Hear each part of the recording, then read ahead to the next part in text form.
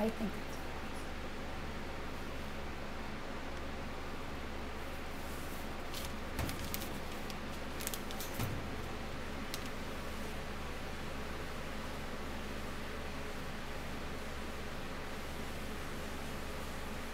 see how the feet are clenched, and that's usually a sign of toxin too. Hey, pretty girl. Hey, pretty girl. Can you see? Can you see? She's not reacting to the sea. Pretty girl. Hey, you're a pretty girl. We saw a pretty girl. You are beautiful.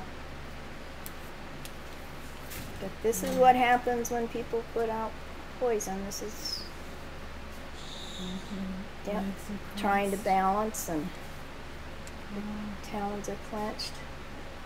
So she's in good hands here, though. I could tell. Yeah, she's doing actually pretty well. Yeah. I'm very pleased with when I first saw her, she was like 90% dead. Yeah, well, what was it, Friday I was in here, and she was pretty lethargic then.